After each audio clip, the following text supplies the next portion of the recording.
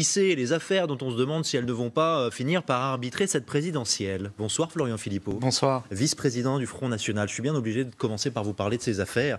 Nous sommes à 10 semaines du premier tour et il y a toujours ce parfum de soupçon qui plane sur la campagne. Voilà que l'Office européen de lutte contre la fraude, qu'on appelle l'OLAF, on va l'appeler comme ça tout au long de notre discussion, ce sera plus simple, qui affirme dans un rapport que Marine Le Pen a reconnu avoir salarié fictivement son garde du corps Thierry Légier comme assistant parlementaire, le tout sur une période de 3 mois pour un montant de à peu près 41 000 €. C'était en 2011. Est-ce exact ? C'est totalement faux. Et l'OLAF le sait très bien. C'est une régularisation comptable qui était faite en totale transparence avec le Parlement européen vers, non pas l'assistant qui n'a rien touché du tout, vers un tiers payant. C'est un peu compliqué, mais ça fonctionne comme ça au niveau européen. Le député donne, le Parlement en fait verse l'enveloppe du député à un tiers payant qui reverse à l'assistant. Donc l'assistant n'a rien touché et le Parlement avait oublié de verser de l'argent au tiers payant et donc ça a été régularisé sur 3 mois. Donc je veux dire, cette affaire-là, elle a fait l'objet de fake news, de fausses infos, de la part d'agences de presse en France, de la part de médias qui ont raconté n'importe quoi. Marine Le Pen n'a jamais vu un seul enquêteur de l'OLAF. Donc elle risque pas d'avoir... Les médias, en l'occurrence, ont travaillé sur la base du rapport de l'OLAF. Oui, mais Marine Le Pen risque pas d'avoir d'avoir reconnu quoi que ce soit devant un enquêteur de l'OLAF. Elle n'a jamais vu un enquêteur de l'OLAF de sa vie. Et alors pourquoi l'OLAF raconte avoir rencontré Marine Le Pen ? Parce que l'OLAF, il faut savoir ce que c'est. C'est pas la justice, l'OLAF. L'OLAF, ça dépend du Parlement européen. Oui, c'est le bras armé de la Commission européenne. C'est-à-dire nos adversaires. Nous, on est souverainistes. Nous, on est patriotes. On est les grands adversaires de l'Union européenne. On veut redonner le pouvoir au peuple français. On a voté contre le CETA avant-hier, on est contre Schengen, etc. Et ça, ils ne le supportent pas.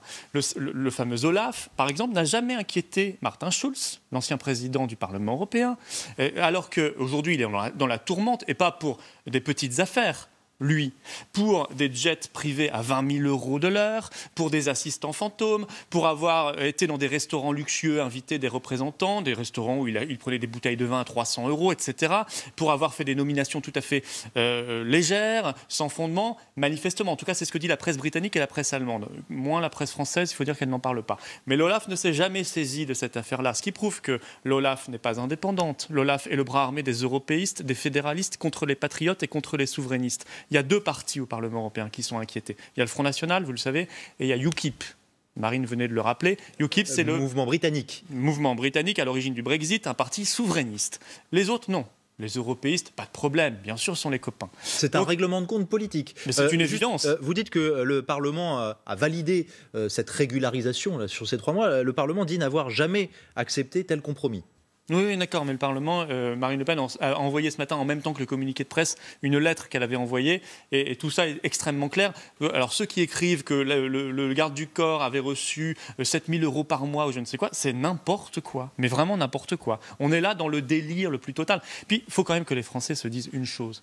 Comment se fait-il que cette affaire-là, qui n'est pas nouvelle, en 2015, on nous en parlait déjà. Une semaine avant les départementales, elle avait été lancée par le fameux Martin Schulz. Pourquoi, comme par hasard, on la relance alors qu'il n'y a pas de fait nouveau juste avant la présidentielle? Le parquet de Paris a ouvert une information judiciaire en décembre dernier. Donc... Mais bien sûr, parce que Martin Schulz a saisi Mme Taubira. C'est assez récent. Oui, mais Martin Schulz, le socialiste allemand, a saisi sa copine Taubira, donc c'est normal. Mais il n'y a rien du point de vue judiciaire. Et là, on ne parle pas d'information judiciaire. On parle de ce fameux... OLAF, voilà. L'OLAF, justement, qui souligne dans ce même rapport que pendant la période courant de septembre à décembre 2009, Thierry Légier, toujours ce garde du corps, est rémunéré en tant qu'assistant parlementaire. Et à en croire l'OLAF, il est au même moment garde du corps de Jean-Marie Le Pen. Et les enquêteurs soulignent qu'il y a quand même une incompatibilité entre être garde du corps de Jean-Marie Le Pen et assistant parlementaire de Marine Le Pen. Figurez-vous que ce même Thierry Légier, il est même conseiller régional. Alors ces gens-là ont peut-être un grand mépris social pour les gardes du corps, c'est probablement ça. Ils doivent considérer. C'est pas ça. C'est la difficulté de pouvoir tout faire en même temps. Dans la tête, en fait. Pas du tout. Je pense que c'est ça. En tout cas, c'est la question qui est posée, c'est peut-on faire tout en même temps ? Mais c'est pas qu'on fait tout en même temps, mais on peut organiser son travail pour le faire. Ça n'a rien d'extraordinaire que. C'est vraiment chercher des poux et vouloir à tout prix délégitimer ceux qui combattent l'Union européenne. Moi, je vais vous dire une chose. L'OLAF ou la Commission, c'est la même chose, ou le Parlement, c'est la même chose. Veulent notre peau, pourquoi ? Parce qu'on veut la peau de l'Union européenne. Parce que nous, on veut rendre la France libre. Parce que quand au Parlement européen, chaque mois, ils votent des choses, des lois, des règlements, des directives qui transfèrent le pouvoir du peuple français vers la Commission, c'est-à-dire des gens non élus, des gens soumis à tous les lobbies, aux lobbies notamment de la finance, eh bien nous ne l'acceptons pas, nous sommes une forme de résistance. L'Union européenne, dans cette campagne, elle a beaucoup de candidats.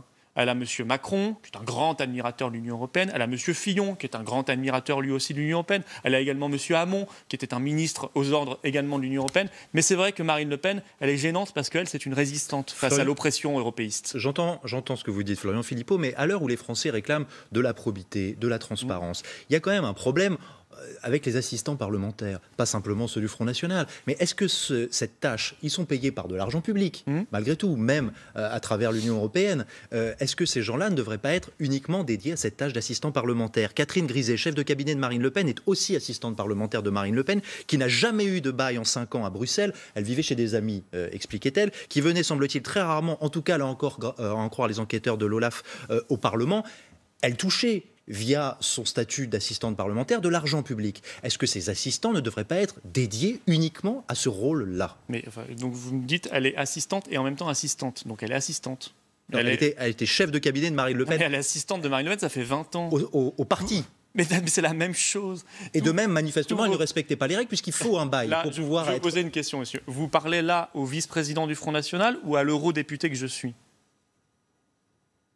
Mais les deux à la fois, monsieur. Voilà, c'est pareil. Voilà, donc vous m'avez répondu. Catherine Griset, ça fait 20 ans qu'elle est assistante de Marine Le Pen. Et elle n'est pas entre 8h et 10h du matin l'assistante que de la présidente, puis de 10h à 11h l'assistante que de l'eurodéputé, puis de 11h à 12h... Mais peut-être que ça fait partie d'une réforme de la vie politique et de la vie publique. À ce moment-là, moi je ne sais pas quand est-ce qu'on enlèvera notre casquette d'eurodéputé et de vice-président ou de président du Front National. Ça n'a pas de sens. Ça n'a aucun sens. L'assistante parlementaire, elle cherche à accompagner le... Ça n'a aucun sens. Une assistante parlementaire... Qu'est-ce que c'est que le boulot d'un assistant? Alors là, je peux vous répondre sur un point. Vous êtes député européen. L'assistant parlementaire, il assiste le député européen. Il n'assiste peut-être pas le vice-président du Front National. Moi, j'arrive pas à faire la différence. Je suis désolé. Mais il y a pourtant une distinction. Là, je vous parle de l'Union européenne. Là, je suis les deux en même temps. Il y a une distinction de travaux. Pas du tout. Absolument pas. Ah bon, alors quand vous, par exemple, prenez la parole au Parlement, quand vous soutenez les textes, défendez les textes, c'est grâce à l'appui de l'assistant parlementaire.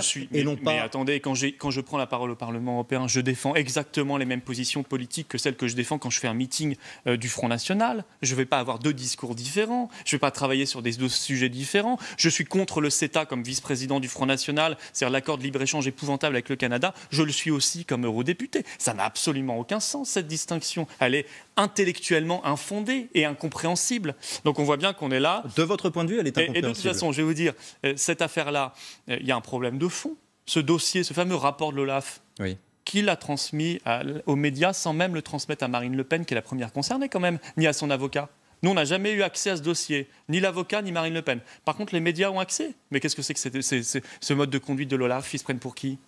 On va leur rappeler qui ils sont en supprimant cette institution qu'est l'Union européenne. Encore quelques mois à attendre et la Commission, l'OLAF et tous les autres pourront aller chercher du travail ailleurs parce que nous redonnerons le pouvoir au peuple français et nous débarrasserons le contribuable français de ces dizaines de milliers de fonctionnaires qui coûtent extrêmement cher aux finances publiques. Ça aussi, c'est quelque chose qu'on ne dit pas assez aux Français. Les fonctionnaires européens, ils coûtent une fortune. Une fortune. Ce sont les mieux payés du continent. Ils ne servent à rien si ce n'est à détruire la démocratie dans nos nations, à nous imposer les horreurs que sont les traités de libre-échange, les horreurs que sont l'ouverture totale des frontières et notamment Schengen et l'immigration massive. Eh bien, on va en débarrasser les Français en redonnant le pouvoir au peuple français et en construisant l'Europe des nations libres, l'Europe des nations souveraines. Dans ce dossier, le parquet de Paris a ouvert une information judiciaire, on le disait, en décembre dernier. Dans un autre dossier, le parquet national financier, dont on parle tant en ce moment, a ouvert une enquête préliminaire visant Marine Le Pen et son père qui auraient sous-estimé la valeur de leurs biens. Est-ce que vous ne redoutez pas que les affaires viennent un peu ternir la campagne de Marine Le Pen? Pas du tout. Vous savez, les Français font la différence. Et en cas de mise en examen d'ici au premier tour? Je sais qu'il y a des journalistes qui se lamentent en disant pourquoi ça prend pas, pourquoi les Français, on n'arrive pas. Vous vous lamentez. Non, mais j'ai vu des débats de journalistes qui disaient ah non, on comprend pas, ça prend pas. Les électeurs français ne sont pas scandalisés par Marine Le Pen, on n'arrive pas à l'attaquer. Vous savez, les Français sont plus intelligents que ces journalistes ne le pensent. Et ils ont compris où étaient les vraies affaires et les fausses affaires. Il n'y a jamais eu un soupçon d'enrichissement personnel dans ces fausses affaires venues de l'OLAF, etc., concernant Marine Le Pen. Jamais une seule seconde. On lui explique qu'un contrat aurait dû être signé au Parlement ou au Front National. Enfin, c'est une distinction administrative qui n'a aucun sens. Ce dont on parle concernant M. Fillon, je veux dire, là, on parle de conférences rémunérées par AXA.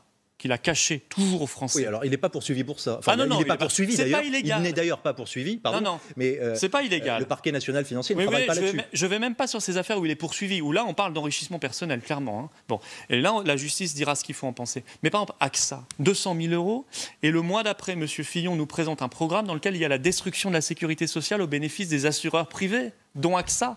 Mais ça, c'est scandaleux. Je veux dire, ça, les Français comprennent que c'est une vraie affaire, que c'est quelque chose qui pose un énorme problème. Est-ce que ces gens sont libres ? Est-ce que M. Fillon, quand il va faire des conférences au Qatar, parce qu'on a appris hier qu'il était bien allé faire des conférences au Qatar, on s'en doutait, et qu'en même temps, il accorde un statut fiscal privilégié aux Qataris en France, ainsi qu'aux Saoudiens d'ailleurs, ce qui est scandaleux, est-ce que cet homme est libre ?